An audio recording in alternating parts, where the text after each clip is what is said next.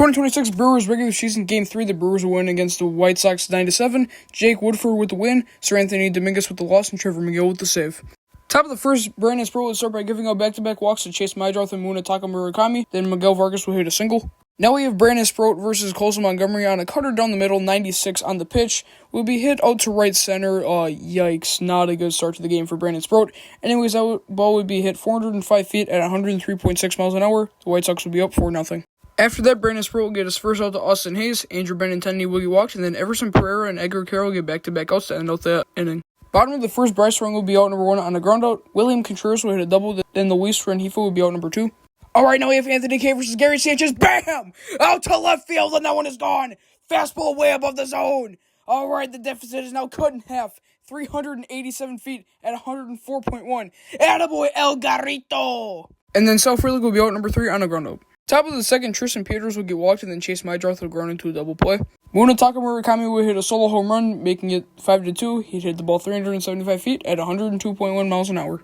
After the home run, Miguel Vargas will hit a single, then he get a stolen base. Then an RBI single by Colson Montgomery will make it 6-2. Austin Hayes will strike out to end out the top of the second. Bottom of the second, Joey Ortiz will start off with a walk, and then Jefferson Carroll would make his MLB debut, and in his first plate appearance, he'd get walked. After that, Anthony Kay would throw 1-2-3. Top of the third, Andrew Benintendi will be out number 1 on a strikeout. Then Everson Pereira will hit a solo home run, making it 7-2. He'd hit the ball 403 feet at 103 miles an hour. Edgar Carroll and Tristan Peters will hit back-to-back outs to end out the inning. Bottom of the third, Anthony Kay would throw 1-2-3. Top of the fourth, Grant Anderson would enter the game for the Brewers, and he would throw 1-2-3. Bottom of the fourth, Sal Frelick would start off with a walk, and then the Brewers would go 1-2-3. Top of the fifth, Colson Montgomery would lead it off with a walk. Austin Hayes and Andrew Benintendi would strike out back-to-back to make it 2 outs. Everson Pereira will hit a single, then Edgar Carroll will be out number 3 on a flyout.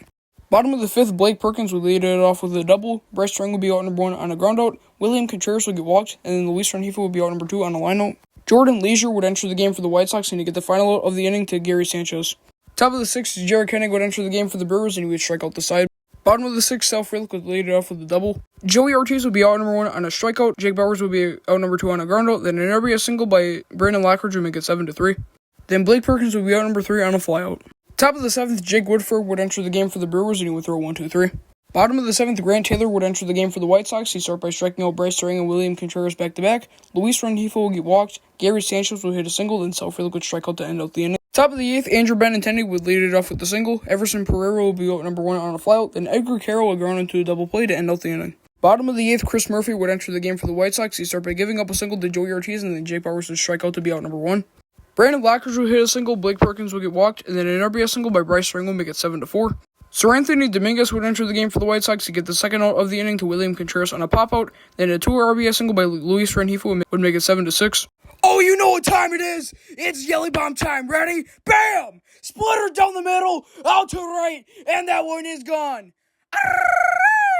Yes! 421 feet at 111.1 miles an hour. Absolute YELI bomb, his first career pinch hit home run. Attaboy YELI! After the home run, Sal Frelick will get walked. Jordan Hicks would enter the game for the White Sox, and he'd get the final out of the inning to Joey Ortiz on a strikeout. Top of the ninth, Trevor McGill would enter the game for the Brewers. He'd start by giving up a single to Tristan Peters, and then after that, he would throw 1-2-3 to end out the game. Alright, what a jam-packed game by the Brewers. They sweep the White Sox 3-0. They win 9-7. The record in the regular season is still undefeated, 3-0, and the Brewers' respective hitter of the game goes to Christian Yelich, obviously for his 3-run go-ahead home run, and the pitcher of the game goes to Jared Koenig.